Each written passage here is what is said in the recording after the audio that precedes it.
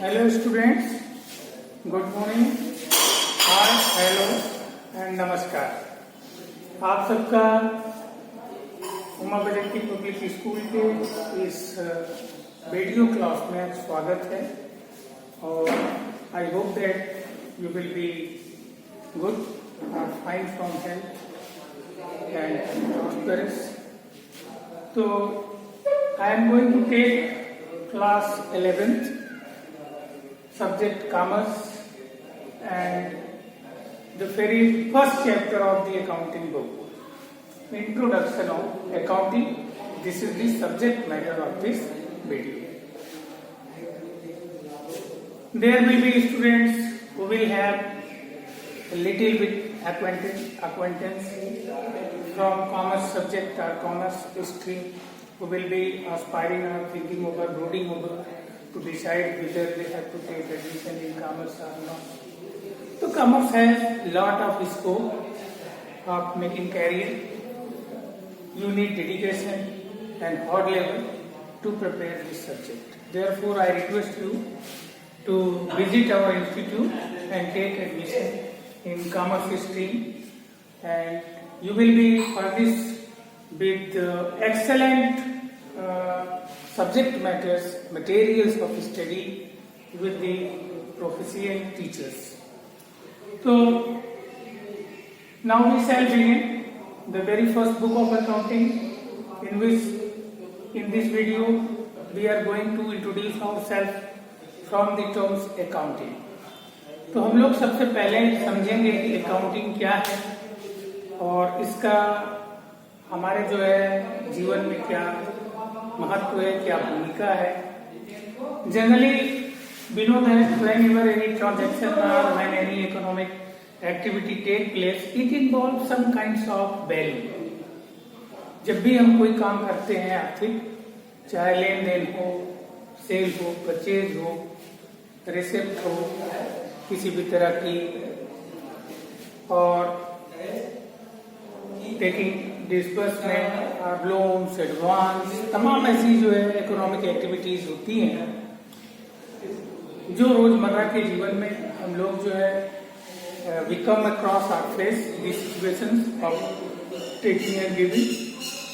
रोजमर्रा हमारे जीवन में सब होता है और हम लोग लेन देन करते हैं। But you will have seen that there are person who maintain diary और account of their expenses and income.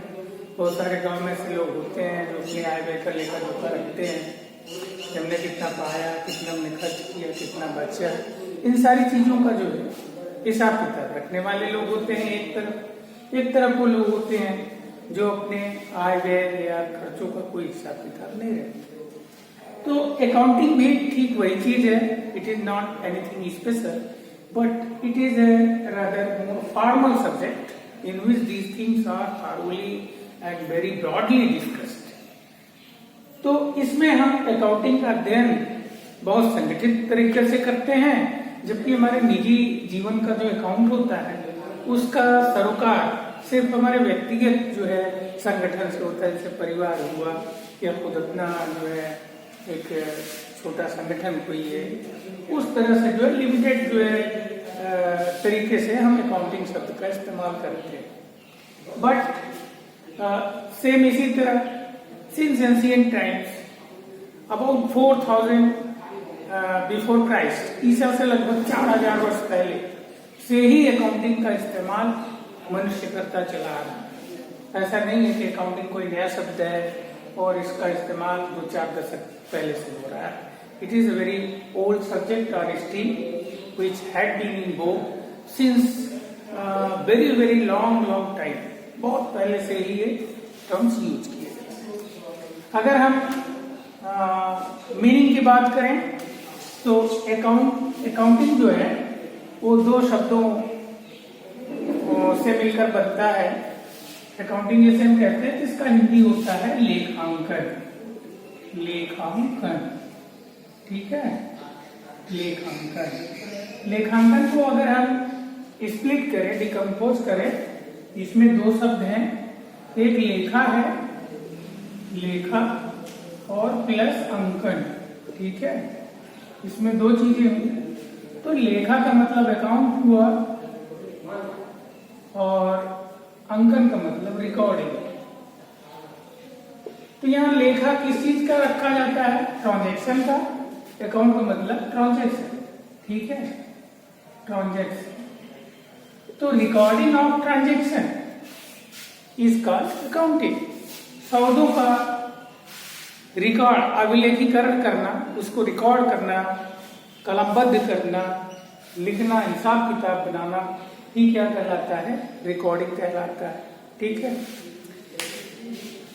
इन 1941 में देखिए अकाउंटिंग की जो परिभाषाएं हैं उनको दो वर्गों में हम बांट सकते हैं। There are two types, two class of definition. Number one, traditional meaning of accounting.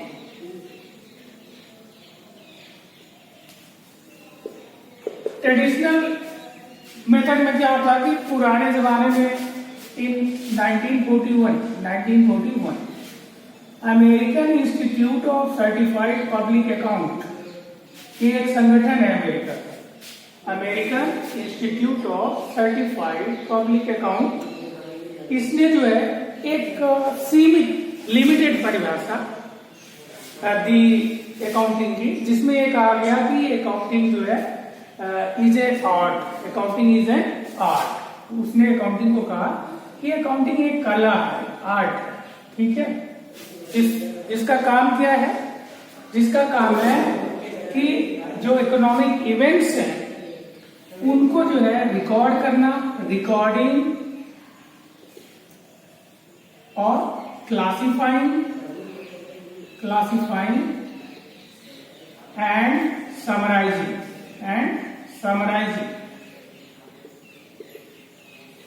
किसको करना है?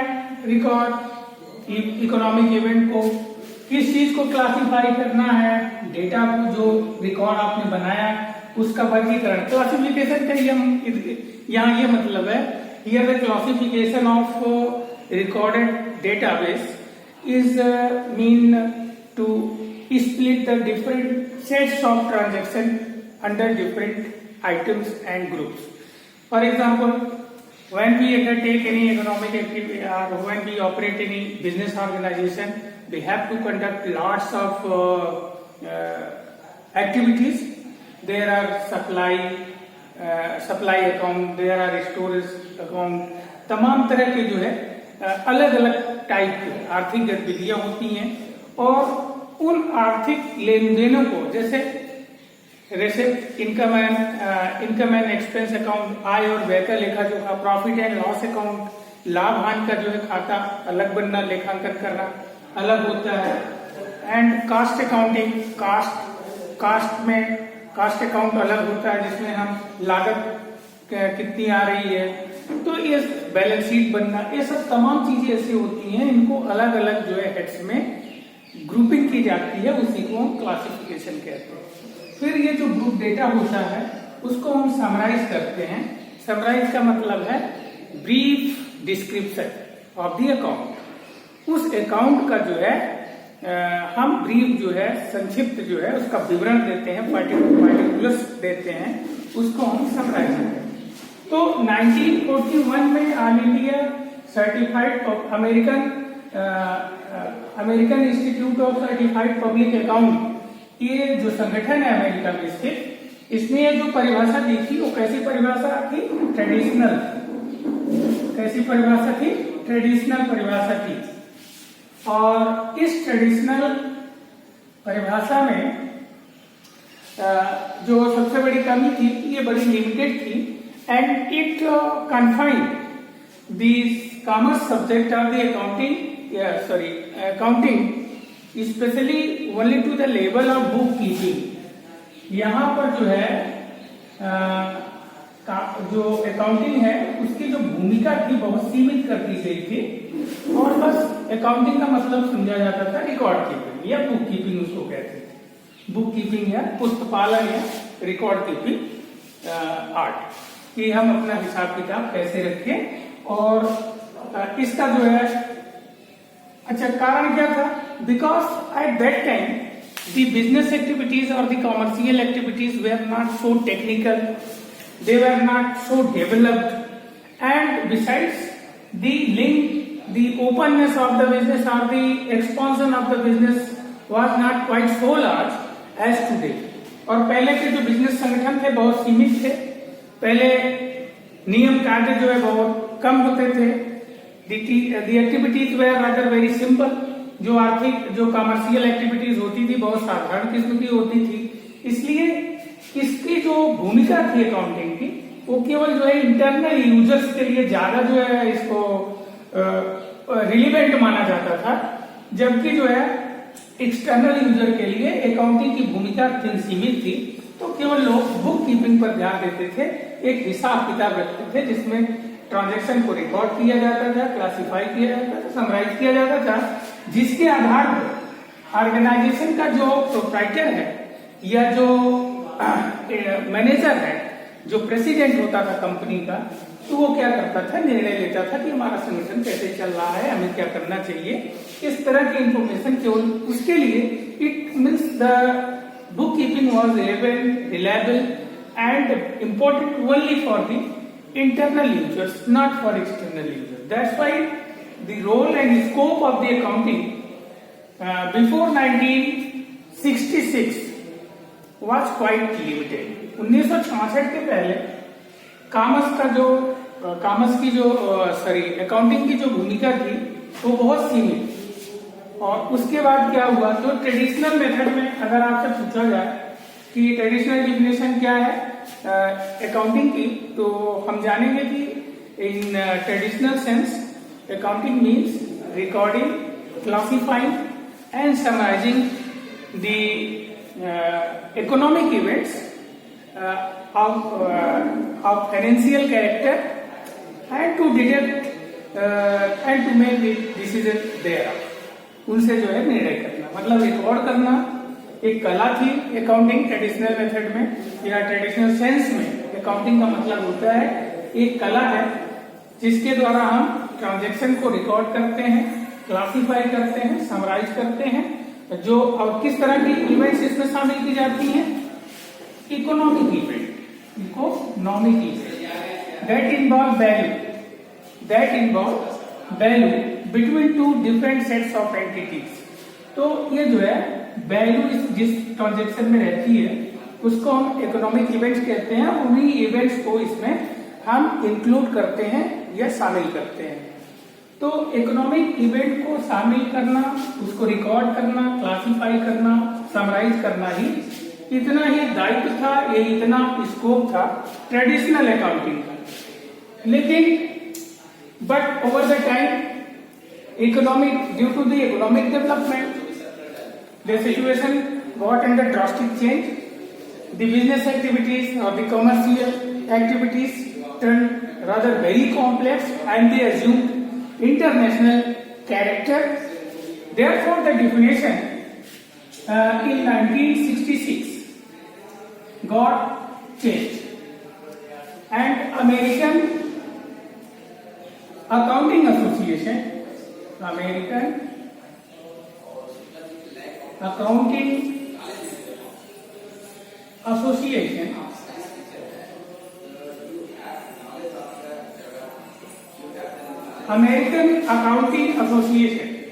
redefined or gave a new definition which is categorized under the modern definition of accounting.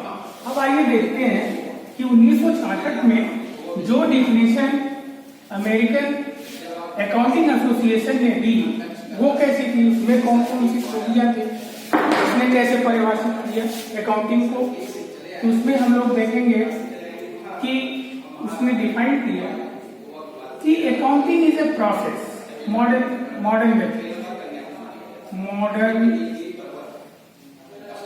Meaning of accounting. Accounting का जो है modern meaning क्या है? According to the AAA, that is American Accounting Association, American Accounting Association. इन्होंने define किया 1966 में कि accounting is a process, accounting is इन्होंने एक प्रोसेस के रूप में अकाउंटिंग को परिभाषित किया। अब तक अकाउंटिंग यहाँ क्या थी? कला थी, थॉट। यहाँ क्या हो गई? प्रोसेस। ये प्रोसेस में जो है एक प्रक्रिया होगी। उन्होंने कहा कि accounting is a process of identifying, आप शॉर्ट फॉर्म में याद करने के लिए लिख सकते हैं IC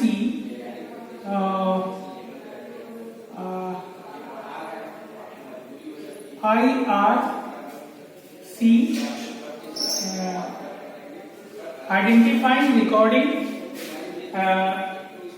and communicating, identifying, recording and measuring and communicating, IRMC।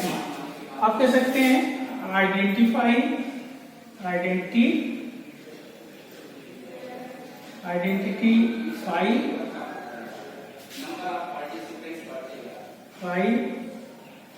number 2 recording,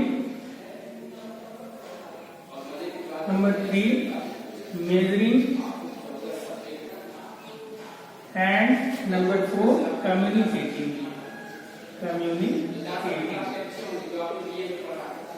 of economic events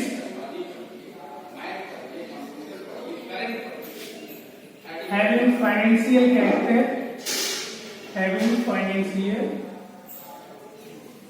character, so that the information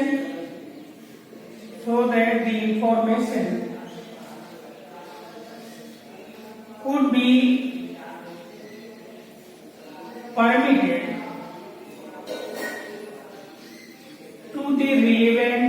to the concerned user. This new definition of accounting is modern definition which need to be analyzed. It is a rather comprehensive definition in comparison to the traditional method of defining the term accountancy. Accounting को define करने के लिए जो traditional method था उसकी कमी क्या थी? वो सीमित, वो केवल बुक कीपिंग सेंस तक ही जो है अकाउंटिंग सब्जेक्ट को जो है सीमित करके रखा था। जबकि जो मॉडर्न डेफिनेशन है उसमें कुछ खास चीजें हैं जिसको हम आपको एनालाइज कर दे रहे हैं इस वीडियो में, और आपको उसको याद रखना है। जैसा कि हमने आपको बताया कि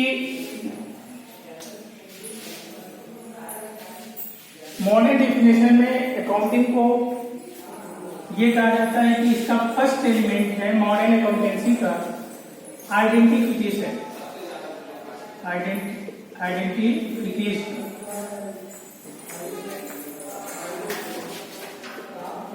What do you want to identify?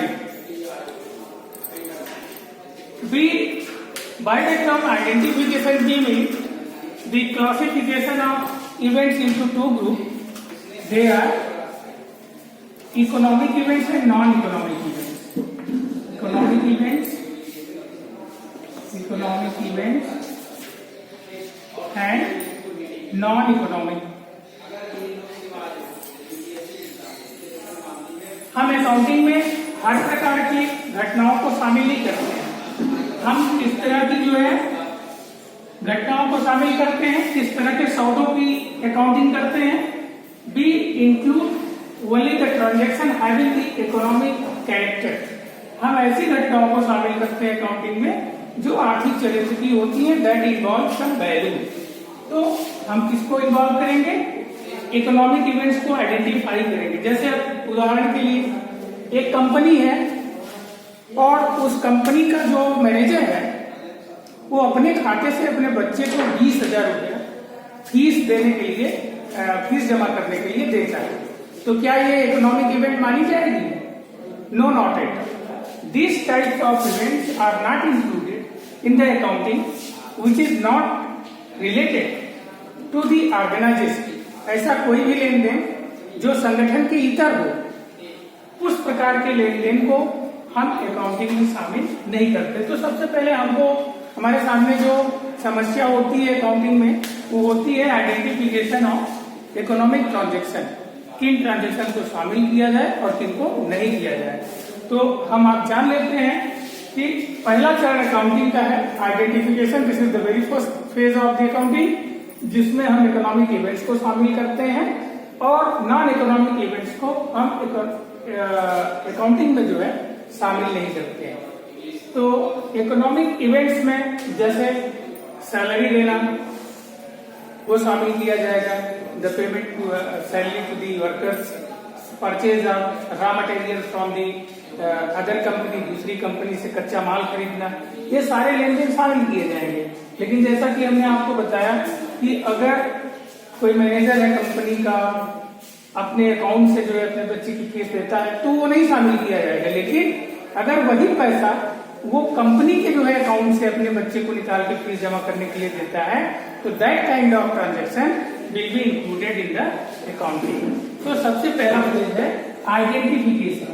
So by the term identification, D means the identification of events whether it is economic or non-economic। वो आर्थिक है कि नहीं, अगर आर्थिक होगा तो हम उसे शामिल करेंगे।